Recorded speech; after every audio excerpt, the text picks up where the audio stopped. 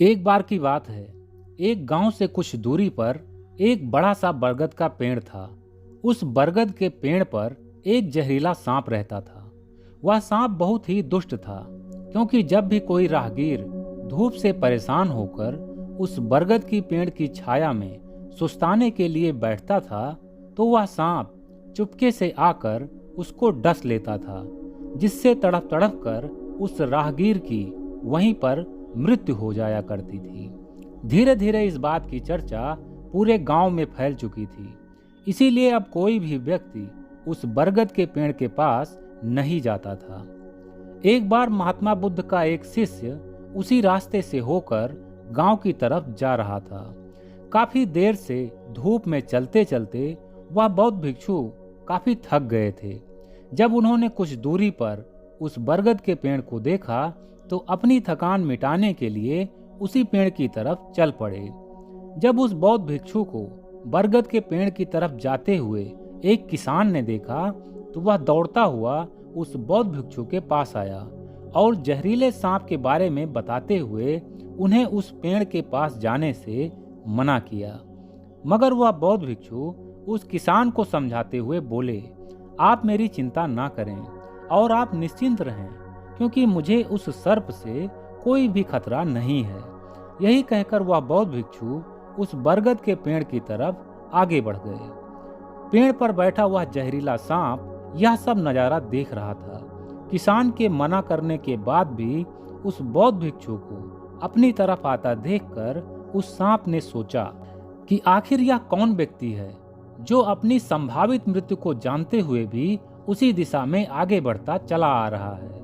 क्या इस व्यक्ति को मेरे द्वारा डसे जाने का जरा भी डर नहीं है? यही सब सोचकर उस जहरीले सांप का चेहरा गुस्से से लाल हो गया। गुस्से से भरा वह सांप जोर जोर से फुफकारने लगा। उसकी फुफकार की आवाज इतनी तेज थी कि उसकी फुफकार दूर खेतों में खड़े उस किसान को भी साफ साफ सुनाई दे रही थी।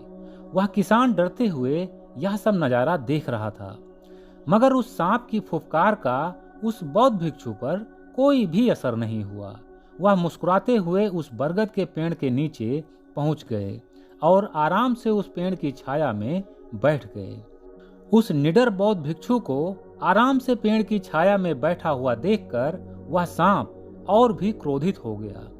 उसने एक बार फिर बहुत जोर की फुफकार मारी। उसकी फुफकार पूरे इलाके में गूंज उठी। तब बौद्ध भिक्षु उस सांप से बोले, तुम इतने क्रोधित क्यों हो रहे हो सर्पराज? आइए हम दोनों इस पेड़ के नीचे बैठकर कुछ ज्ञान की बातें करते हैं। बौद्ध भिक्षु की यह बात सुनकर वह सांप बोला, तुम कौन हो और क्या तुम्हें मुझसे तनिक भी डर नहीं लगता? तब बौद्ध भिक्षु बोले, अरे नहीं नहीं, ऐसी बात नहीं है। आपसे तो यह पूरा संसार ही डरता है, मगर मैं पूज्य महात्मा बुद्ध का एक शिष्य हूँ, जिसके कारण मुझे अपने इस जीवन के विषय में दिव्य ज्ञान प्राप्त हो चुका है। मैं अब जीवन और मृत्यु से ऊपर उठ चुका हूँ, इसीलिए अब मुझे मृत्यु का भय नहीं रहता। बौद्ध भिक्षु की इतनी बातें सुनकर वह सांप सोच में पड़ गया कि भला ऐसा कौन सा दिव्य ज्ञान है जिसको जानकर मनुष्य जीवन और मृत्यु से ऊपर उठ जाता है। उस सांप ने सोचा कि सच में यह व्यक्ति ज्ञानी मालूम पड़ता है, इसीलिए मुझे इससे कुछ ज्ञान अवश्य ही प्राप्त करना चाहिए। यही सोचकर वह जहरीला सांप उस बरगद के पेड़ से नीचे उतर आया और बौद्ध भिक्षु के सामने आकर बैठ गया और बौद्ध भिक्षु से बोला, कृपया करके आप मुझे भी वह दिव्य ज्ञान दें, ताकि मैं भी जीवन और मृत्यु के दलदल से ऊपर उठ सकूं। तब बौद्ध भिक्षु बोले, उस दिव्य ज्ञान को प्राप्त करने के लिए तुम्हें सबसे पहले तो हिंसा करना छोड़ना पड़ेगा। तुम्हें अहिंसक बनना पड़ेगा, तभी तुम्हारा मन पवित्र होगा। तुम्हें क्रोध का त्याग करना पड़ेगा। तुम्हारे काटने से लोगों को बहुत कष्ट होता है, वे तड़फ तड़फ कर मरते हैं, तुम्हें बद्दुआएं देते हैं। तुम्हें यह सब छोड़कर अहिंसा के रास्ते पर चलना होगा।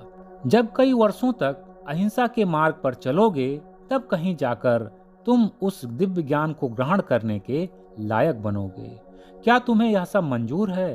तब सांप ने सोचा कि मैंने आज तक तो बहुत सारे लोगों को मौत के घाट उतार चुका हूँ, पर इस सब से मुझे तो कुछ मिला नहीं। तो चलो अब अहिंसा के मार्ग पर भी चलकर देखा जाए कि क्या होता है। हो सकता है कि अहिंसा के मार्ग पर चलकर ही मुझे भी दिव्य ज्ञान की प्राप्ति हो जाए। यही सोचकर उस जहरीले सांप ने उस बौद्ध भिक्षु से अहिंसा के मार्ग पर चलने का वादा किया। तब बौद्ध भिक्षु मुस्कुराते हुए बोले, तो ठीक है, मैं आज से ठीक 1 वर्ष बाद आज ही के दिन यहाँ पर वापस आऊंगा, और अगर तुम अहिंसा के धर्म को निभाने में सक्षम रहे तो शायद तुम्हें वह दिव्य ज्ञान भी प्राप्त हो जाए। यही कहकर वह बौद्ध भिक्षु वहां से अपने गंतव्य स्थान की तरफ रवाना हो जाते हैं। बौद्ध भिक्षु के जाने के बाद उस सांप ने मन ही मन आज से किसी को भी नहीं काटने की कसम खाकर अपने बरगद की पेड़ पर चढ़ गया और अहिंसा का जीवन जीने लगा।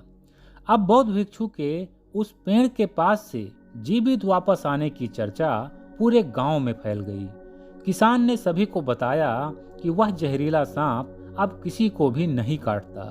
बस फिर क्या था, धीरे धीरे कोई भी राहगीर या उस गांव के लोग उस बरगद के पेड़ के नीचे आने जाने लगे। अब कोई भी उस सांप से नहीं डरता था, यहाँ तक कि बच्चे भी अब उस सांप को पकड़कर इधर उधर घसीटते रहते, मगर वह जहरीला सांप उन्हें नहीं काटता था, क्योंकि अब वह अहिंसावादी सांप बन चुका था। अब कोई भी राहगीर उसकी पूंछ पर जानबूझकर पैर रख देता था। लोग उसे पत्थर से मारते थे, इसीलिए उस सांप का पूरा शरीर ही जख्मी हो चुका था। लोगों के लिए वह सांप अब सिर्फ एक रस्सी से ज्यादा और कुछ भी नहीं था। ऐसे ही 1 वर्ष बीतने के पश्चात वह बौद्ध भिक्षु उस बरगद के पेड़ के नीचे वापस आया, तो उसे उस सांप की हालत देखकर उस पर बड़ा तरस आया, क्योंकि उसके पूरे शरीर पर चोट के निशान थे। तब बौद्ध भिक्षु ने उस सांप से पूछा कि आखिर तुम्हारी ये हालत कैसे हो गई। तब वह सांप बोला कि आपने ही तो मुझे अहिंसक होने का ज्ञान दिया था, तभी से मैंने लोगों को काटना बंद कर दिया, जिससे लोगों के मन से मेरा सारा डर खत्म हो गया और परिणाम स्वरूप उन लोगों ने मेरी ये हालत कर डाली। सांप की यह बात सुनकर वह बौद्ध भिक्षु अवाक रह गए। उन्होंने कहा, पर मैंने तो तुम्हें हिंसा ना करने को कहा था, पर तुमने फुफकार मारना क्यों छोड़ दिया? अगर तुम अपनी फुफकार मारते रहते तो किसी की हिम्मत भी नहीं होती तुम्हारे करीब आने की। इस तरह से तुम खुद भी बच सकते थे और हिंसा करने से भी। फुफकार मारना तो सांपों का स्वभाव होता है, तो तुमने अपना स्वभाव क्यों छोड़ दिया? बौद्ध भिक्षु की यह सब बातें सुनकर सांप को अपनी गलती का एहसास हुआ। अगले दिन फिर उस बरगद के पेड़ के नीचे कुछ लोग आए।